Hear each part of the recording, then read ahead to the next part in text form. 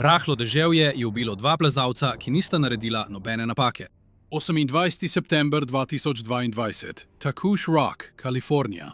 33-letna dokumentarna režiserka in njen plezalni partner stojita na ozki granitni polici 1000 čevljev nad tlemi. Silovita nevihta udarja po gori, temperatura strmo pada, mrzla deževna voda teče po skali. Kljub kaosu okoli njiju sta popolnoma mirna, pametno se odločita, da se umakneta iz nevihte. Zdaj morata samo še spustiti se po vrvi standardnega sidrišča na drevesu in priti na tla. Preprosto, rutinsko. Točno ta postopek v sili, ki ga je vadila in izvedla brezhibno že 100-krat prej, le da bo tisto, kar se bo zgodilo v naslednjih nekaj sekundah, popolnoma zmedlo reševalne preiskovalce. To so strašljive zadnje minute Chelsea Walsh. Dobrodošli v Extreme. Za večino ljudi se zdi visenje 1000 metrov v zraku oprijetle s prsti naravnost grozljivo. Za Chelsea Walsh pa je bil to edini kraj, kjer je njen dirkajoči končno utihnil. In ni bila zasvojena z adrenalinom. Bila je za nagrado Emmy nominirana dokumentarna režiserka, ki je služila kruh s tem, da je razbijala iluzije. Medtem ko večina plezalnih medijev poveličuje nadčloveško telesno pripravljenost profesionalnih športnikov, je Chelsea v svojem najnovejšem dokumentarcu pravkar razkrila zamolčano epidemijo hudih motenj hranjenja, ki jih tiho uničujejo. V industriji je bila znana po tem, da se je neprijetnih resnic lotevala s hladno, znanstveno natančnostjo. Zjutraj, 28. septembra 2020, se je odpeljala proti Takush Rock v gorovju San Jacinto in nameravala pristopiti k tej gori z enakim odnosom, hladno, znanstveno natančnostjo. Ob njej je sedel njen plezalni partner za tisti dan. Moški, ki vsekakor ni bil ustvarjen za občutljive, milimetrsko tanke robove tradicionalnega plezanja. 7 let je bil plačan za to, da je s polno hitrostjo trčil druge moške pred 80.000 ljudmi. Ime mu je Gavin Escobar. Ekipa Dallas Cowboys ga je izbrala leta 2013, v naslednjih 7 letih pa ga je premetavalo med Dallasom, Kansas City Chiefs, Baltimore Ravens, Cleveland Browns in Miami Dolphins, preden se je leta 2019 upokojil. In počel nekaj, kar je presenetilo skoraj vse, ki so ga poznali. Po upokojitvi iz NFL je postal gasilec in se začel ukvarjati z novo hobijem, plezanjem po skalah. Tistega jutra je bil na zahodni steni Takush Rock, drugi v navezi. Chelsea je bila tista, ki je vedela, kam gresta. To je bila granitna stena s temno preteklostjo, ki se je dvigovala približno 2400 metrov nad Idlewildom v gorovju San Jacinto. Za ljudstvo Kauja, ki je že generacije živelo v senci te gore, dolgo preden se je pojavil kakšen plezalec z vrvjo, ime Takush je pomenilo zlobnega, hudobnega šamana, katerega duh je zavedno prebival v skali in je večnost preživel tako, da je lovil človeške duše ter jih zavedno vlekel v goro. In za plezalce je bil Takush eno izmed najbolj neusmiljenih tradicionalnih plezalnih območij v Združenih državah. Plezalci so na teh stenah umirali že desetletja zaradi padcev, odpovedi varovališč in na druge načine, ki niso imeli nobenega smisla. In zato je morala skupina plezalnih pionirjev leta 1956 izumiti povsem nov matematični sistem, samo da bi drugega opozarjali, kako verjetno te bo neka smer ubila. Ustvarili so sodoben ameriški sistem ocenjevanja plezalnih smeri prav za točno to steno. Začelo se je pri 5:0 za osnovni vzpon in končalo pri 5:9, ker je bila takrat ocena 5:9 veljala za absolutno fizično mejo človeškega preživetja. In uganite, katero oceno je imela prva smer, ki jo je tistega jutra izbrala Chelsea za njih. Tako je, bila je Dave's Deviation, klasična smer 5:9 na zahodni steni Takusha, ki jo je dobro poznala. Po pionirskih merilih naj bi bila to najtežja smer, ki jo je bilo mogoče preplezati. V resnici je bila to smer, ki jo je preplezala že več desetkrat. Toda tisti dan se je gora tistega jutra zdela povsem nenevarna. Nebo je bilo jasno, temperature so bile mile in čeprav so napovedi omenile možnost rahlega dežja, so izkušeni plezalci na Takushu vedeli, da to ne pomeni prav nič. Seveda, na tej nadmorski višini se vse hitro posuši in malo pršenja še nikoli ni bil dovolj velik razlog, da bi se obrnili. Prvi del te smeri je brutalna, navpična razpoka v skali brez priročnih oprijemov za prijemanje. Da se povzpneš, moraš plezalec zagozditi prste v tanke razpoke v skali, jih zasukati, dokler se ne zaskočijo, in nato s pomočjo kosti in trenja dvigniti celotno telesno težo po steni navzgor. Toda druga polovica smeri, Dave's Deviation, je tista, kjer se skriva prava nevarnost, saj razpoka na koncu izgine in vodi plezalca na to ostro nagnjeno, popolnoma gladko površino trdnega granita. Tukaj ni nobenih oprimkov ali stopov in nikjer ni mogoče namestiti varovalne opreme. Edini način, da ostaneš pritrjen na steno na tej točki, je, da s ploščatim gumijastim podplatom čevljev pritisneš na mikroskopske kristale v skali in zaupaš svojemu ravnotežju. Plezalci temu pravijo, da si izpostavljen. To pomeni, da če bi se Chelsini čevlji v tem trenutku plezanja zdrstili za delček palca, je nič ne bi ustavilo, da bi se silovito zdrstila in drdnila po tej 2400 metrov visoki granitni steni. Za amaterja je ta del skale smrtonosna past. A Chelsea ni bila kakšna vikend turistka. Bila je izkušena veteranka južno-kalifornijske plezalne scene. Njeni vrstniki so jo poznali kot natančno perfekcionistko, ki je tvegano računico tradicionalnega plezanja jemala izjemno resno. Za Chelsea je bila ta izpostavljena skala svetišče. Popolna zbranost, ki je bila potrebna, da je ostala na steni, je njenemu nemirnemu umu končno prinesla mir. To je že več desetkrat storila. Danes naj ne bi bilo nič drugače. Tako so ob 8 uri zjutraj začeli vzpon, pri čemer je bila Chelsea spredaj in vodila pot. Na rokah je imela že z lepilnim trakom pritrjene plezalne rokavice, na pasu pa je visela polna zbirka zaščitne opreme. Oprema nekoga, ki je to počel že 100krat prej. Telefon je varno spravila v žep, da bi lahko dokumentirala vzpon. Še vedno je bila dokumentarna režiserka, tudi na 1000 metrov v zraku, vedno opazovala in vedno snemala. Za njo je Gavin sledil z eno zanko in delnim kompletom zatičal, kar je v plezalnem svetu približno tako, kot da bi se na streljanje odpravil z žepnim nožem. To je bilo v redu. To je bil načrt. Chelsea je bila tista, ki je ustavljala opremo v steno. Gavinova naloga je bila, da ji sledi, pobere, kar je namestila in ne pade. Niti Chelsea, niti Gavin nista nikoli delovala zunaj svojih fizičnih zmožnosti ali uveljavljenih varnostnih meja. To je bila vaja reševanja problemov, vzpon za metodične mislece, ne za nepremišljene adrenalina željne plezalce. Raztežaj za raztežajem sta razstavljala monolit s Chelseainim strokovnim znanjem. Premikala se je s tihim, metodičnim ritmom veteranke. Ko je naletela na navpične razpoke, je potisnila prste, ovite s trakom v granit, jih zaklenila na mestu in potegnila. Vsakih nekaj metrov se je ustavila, v razpoko namestila kos varovalne opreme in vrv pripela skozi uponko, medtem ko se je vzpenjala naprej. In 18 metrov pod njo je sledil Gavin.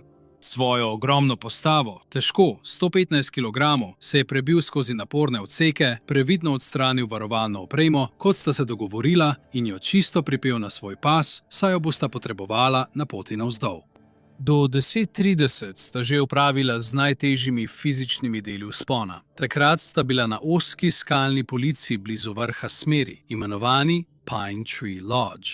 Na njuni levi se je druga skupina plezalcev prebijala po veliko težji sosednji smeri, imenovani Super Pooper, kar je mimogrede resnično ime, ki so ga pravi plezalci dali pravi smeri težavnosti 5-10B. Granitne stene Tokviša delujejo kot naravni amfiteater, zato se zvok odbija po površini na načine, zaradi katerih se oddaljeni plezalci zdijo bliže, kot v resnici so. Tako je ekipa na Super Pooperju, ki se je prebijala skozi svoje zgornje raztežaje na levi, lahko jasno slišala Chelseajo in Gavina, ne da bi se sploh trudila. In ko so se ustavili, da bi si odpočili, so se jasno spomnili, da so z mesta, kjer sta bila Chelsea in Gavin, po skali odmevali klepet in smeh. Nista se samo prebijala skozi ta vzpon, v njem so uživali. Nista bil izgubljena ali se prepirala o pravi poti in dvomim, da bi se smejala, če bi bila resnično fizično izčrpana. Vsak tehnični manever je bil izveden brezhibno. Delovala sta popolnoma znotraj svojih zmožnosti, obsijana s poznim dopoldanskim soncem. Nista imela pojma, da se na obzorju obeta težava. Točno ob 11:42 tistega jutra so drugi plezalci na vzhodni steni Takuša fotografirali, ko so se začeli zbirati temni oblaki. In kar so te fotografije pokazale na obzorju, so bili oblaki, ki nikakor niso nameravali tiho preiti nad glavami. Vidiš, Takuš Rock leži neposredno nad toplo puščavsko dolino in pozno poleti, ko vroč puščavski zrak zadene ob strme 2400 metrov visoke granitne stene, gora deluje kot ogromen betonski klanec. Topel zrak je silovito potisnjen navzgor in ko se požene tisoče metrov v ledeno mrzlo ozračje na veliki višini, se takoj ohladi in kondenzira. Ta proces se hitro ponavlja in v nekaj urah spremeni nevidno vlago v zraku v ogromno, izolirano nevihtno celico neposredno nad vrhom. Za meteorologe je to orografsko dviganje. Za Chelsea in Gavina je to sprva pomenilo le rahlo pršenje, ki je trkalo po njunih čeladah in ni bilo vredno omembe. Potem so se stvari poslabšale, saj je do poldneva udarila nevihta in to ni bila majhna količina dežja, kot je napoved omenjala. Namesto tega je opoldne prišla prava, silovita gorska ploha, ki je brez opozorila udarila v zahodno steno in v nekaj sekundah popolnoma spremenila okolje. Temperatura je takoj padla. Grom je počil tako glasno, da se je zdelo, kot da ga lahko občutiš fizično. Odbijal se je in množenje od granitnih sten, dokler ni bilo več podobno vremenu, ampak bolj kot da si znotraj zvočnika. Majina toča je bobnela po njihovih čeladah, dež pa ni toliko padal kot lil. V pravih potokih je tekel po skalni steni in zalival razpoke. Chelsea je zjutraj vtikala prste v razpoke, zdaj pa je voda drsela po trenju plošče, po kateri je še 45 minut prej zaupala svojim gumijastim podplatom. Tako se granit obnaša v dežju. V suhih razmerah mikroskopski kristali na površini skale ustvarijo ravno dovolj teksture, da se plezalna guma oprime. Ni veliko, le delček trenja, a je dovolj. Celoten šport tradicionalnega plezanja je pravzaprav zgrajen na tem delčku trenja. Ko pa dež prepoji granit, ta delček izgine. Skala postane skoraj kot navpično steklo in Chelsea čevlji, ki so pred 2 urama samozavestno oprijemali trensko ploščo, niso imeli več oprijema na steni kot nogavice na kopalniških tleh. Ob 12 uri tistega dne sta bila Chelsea in Gavin popolnoma na mestu. Končala sta z Daveovim odklonom in plezala proti višji poti, imenovani Zgornji kraljevi lok, ko je udarila nevihta. Plezanje višje ni bilo več mogoče. Možnost, da bi jo udarila strela, ker sta bila 2 človeka povezana z jekleno vrvjo na izpostavljenem granitnem grebenu na višini 2400 metrov, je to popolnoma onemogočila.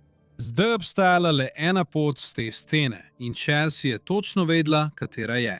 Temu se reče bail, kar je v bistvu plezalski izraz za prisiljen umik, ki ga izvedeš tako, da se spustiš po vrvi po steni. To je standardni postopek, ki ga izkušeni plezalci vadijo, se nanj pripravijo in ga izvedejo, kadar to zahteva situacija. Chelsea se je že prej umaknila, navsezadnje je bila izkušena plezalka. Poznala je natančne korake, zato se je začela premikati skozi nevihto proti najbližji razpoložljivi sidrni točki, nižje dol na polici pri Boru. Ta ista ozka skalna polica, kjer sta se še pred 20 minutami smejali, je bila zdaj mrzla, premočena ploščad sredi nevihte. Temperatura je tako močno padla, da je bila voda, ki je tekla po skalni steni, skoraj zmrznjena. Chelsea je imela popolnoma premočen plezalni pas, njena vrv je bila težka od vode, vsak kovinski del opreme na njenem telesu je skozi rokavice prevajal mraz, a se je gibala učinkovito. To je bila različica Chelsea Walsh, ki se je z neprijetnimi resnicami soočala hladno in znanstveno natančno. Na polici, privezana okoli borovca, je bila zanka iz najlonskega traku. To ni nič nenavadnega. Pri tradicionalnem plezanju je običajna praksa, da se umikajoče se skupine za seboj pustijo zanko iz traku, privezano okoli drevesa kot sidrišče za spust po vrvi. Plezalci temu pravijo tat. Pustiš jo za naslednjo osebo, ker jo bo morda potrebovala in ker zanka iz najlona skoraj nič ne stane. Skala Takuš je bila plezana neprekinjeno desetletja, zato ni bilo nič nenavadnega, da sem na Boru na polici Pine Tree našel tat. Chelsea je segla po njej in v roki je začutila zanko traku, ki je bila upogljiva, mehka in prožna v njenih rokah. Premikala se je tako, kot naj bi se trak premikal. Pogledala jo je. Barva je bila temna in trak je bil videti cel, brez očitnega cefranja ali poškodb. Stala je v nevihti, leden dež je bobnal po njeni čeladi, strele so grozile grebenu nad njo, medtem ko je razmeroma nov plezalec odvisen od nje, da jo oba varno spravi s stene.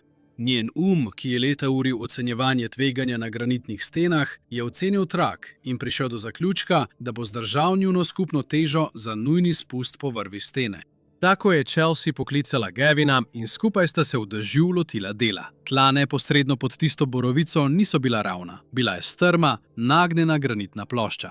V suhih razmerah bi lahko na njej stali brez težav, a prepojena z ledenim dežjem je bila kot drsališče. Nista mogla stati tam, ne da bi drsela. Da ne bi zdrsnila z mokre skale, medtem ko sta pripravljala vrvi za spust, sta se morala tako Chelsea kot Gavin oba privezati neposredno na tisto eno zanko iz traku in se nasloniti nazaj.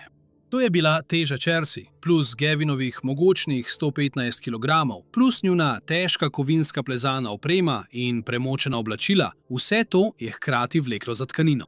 Naslonila sta se nazaj nanjo, prenesla svojo težo na tkanino, da sta lahko z obema rokama dvigovala težke vrvi. Tkanina jo je brez težav zadržala, kot je bilo pričakovano. Verjetno o tem nista niti dvakrat pomislila. Standardni kos plezalnega traku je izdelan iz poliamida 6 materiala, ki je zasnovan tako, da prenese skoraj 2300 kg sile. In to je silovit kinetični šok človeka v prostem padu, ne pa nežna statična sila, ki sta jo nanj izvajala ona dva. Njuna teža ne bi smela predstavljati nobenega problema. Chelsea je vzela svoj osebni siderni sistem, ga zavezala v najlon in zaklenila svoj karabiner. Gavin se je privezal tik ob njej. Kljub močnemu dežju sta popolno pripravila spust po vrvi. In tukaj si ničesar ne izmišljam. Obstaja dejanski video dokaz, ker je Chelsea kot prava dokumentaristka vzela telefon in jih posnela, kako v močnem dežju pripravljajo svoj umik. In na njenem posnetku lahko vidiš, da je bila panika zadnja stvar, na katero sta pomislila. Napeljala sta vrvi, na dnu zavezala varnostne vozle in dvakrat preverila sistem. Ker je bil Gavin težji, je šel prvi dol. Priklopil je svojo napravo na vrv, se naslonil nazaj čez rob in stopil s police. Spustil se je le kak meter, nato pa se je trak preprosto pretrgal. Ni bilo nobenega opozorila, nobenega zvoka trganja, ki bi ga bilo mogoče slišati čez grmenje. En trenutek jih je še držala, v naslednjem pa je napetost popolnoma izginila. Ni bilo časa za reakcijo. In ker je bila Chelsea še vedno pripeta na isti kos traku, da ne bi zdrsnila z mokre skale, je nenadoma ostala brez vsega, kar bi jo držalo na gori. Skupaj sta Chelsea in Gavin padla nazaj s police, po strmi granitni steni tako široka. Plezalci tam spodaj, ki so se skrili pred silovitim dežjem, so to slišali. Preko oglušujočega grmenja in bobnenja toče je skozi kanjonski amfiteater odmeval strašljiv zvok. Plezalcem na sosednjih smereh se je zdelo, kot da se po gori vali ogromen skalni podor. Nato je nastala tišina. Plezalci so takoj poklicali na pomoč, vendar ko gre klic na 112 za gorsko reševanje, odziv redko pride takoj. Ne moreš se preprosto pripeljati z reševalnim vozilom do vznožja 2400 metrov visoke granitne stene. Prav tako pa ne moreš leteti z reševalnim helikopterjem v središče silovite nevihte, polne strel. Zato sta morala Riverside Mountain Rescue Unit in Cal Fire to narediti na težji način. Kopenske ekipe so se mobilizirale in peš povzpele skozi leden dež proti vznožju zahodne stene. Vzelo je kar nekaj časa in ko je reševalna ekipa končno dosegla dno stene, ni bilo več ničesar za reševati. Matematika pri padcu z višine več 100 čevljev na ostre granitne skale ne pušča prostora za srečo ali čudeže v zadnjem trenutku. Tako Chelsea kot Gavin sta v padcu utrpela katastrofalne poškodbe in bila na kraju razglašena za mrtva. Kratek ovinek. Vsak mesec je zgodba, ki nikoli ne pride na YouTube. Na voljo je, če jo želite. Patreon, povezava spodaj. Kje smo ostali? Veš, ko sem raziskoval, mi ena stvar ni bila jasna. Glej, ko so priče na poti Super Puper poklicale 911, ob 12:17 so opisale, da so slišale ogromen skalni plaz, ki se je podiral po gori. Ne plezalno nesrečo ali dva človeka, ki sta padla, ampak skalni plaz. In ko so prvi reševalci prispeli na vznožje stene in videli polje ruševin, so točno razumeli, zakaj. Ker je med raztreseno opremo in razbitimi čeladami na dnu grape sedela skala, velika kot polovica hladilnika. In očitno vprašanje, ki si ga je zastavil vsak reševalec na kraju dogodka, je bilo, ali je ta skala zadela Chelsea in Gavina na polici, preden sta padla. Kajti, če bi vas tako velika skala zadela, medtem ko stojite na ozki granitni polici med nevihto, bi bil izid prav takšen. To bi pojasnilo vse. Katastrofalno naravo padca, polje razbitin, način, kako je zvenelo pričam na drugi strani stene, bila bi grozna, a preprosta nesreča.